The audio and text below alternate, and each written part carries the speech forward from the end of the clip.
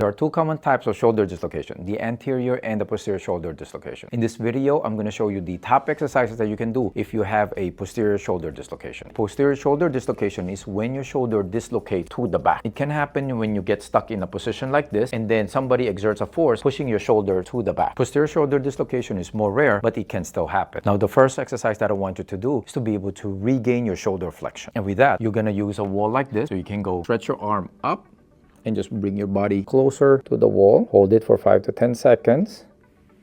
And then you come down.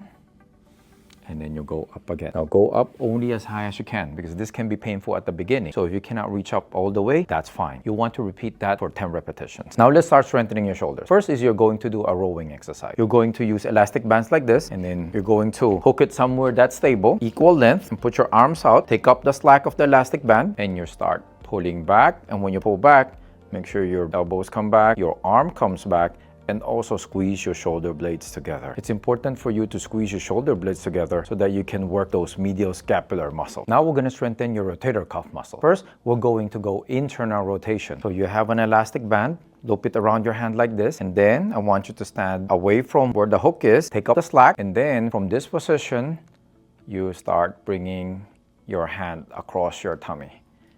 Slowly go in and out. So you want to repeat this for 10 repetitions and do 3 sets of that. If you're finding this video helpful, don't forget to subscribe. The other rotator cuff exercise that I want you to do is going external rotation. So same thing, you're going to use a resistance band and then loop the resistance band around your hand. This time you're going to start with your arm across your belly, and then you're going to pull out this way to the side. And then in, and then out.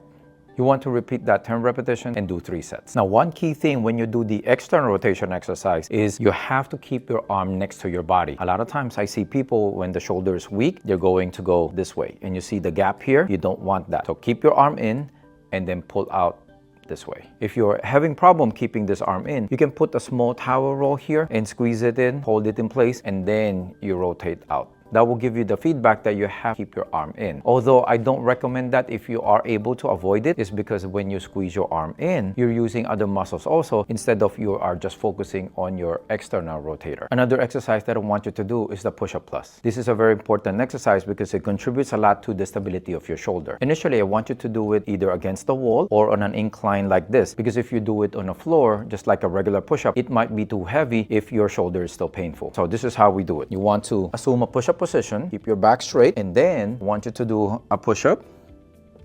Now the plus is the variation. When you come up, I want you to spread your shoulder blades out. So you're protracting your shoulder blades. So you go down like a regular push-up. When you come up, you're protracting the shoulder blades. Come down. When you come up, again, spread your shoulder blades out. That's very important because that will activate your serratus anterior and that will help stabilize your shoulder. Then as you get stronger and the shoulder gets less painful, you can progress to doing it on the floor. Now, if you have an anterior shoulder dislocation, watch this video here.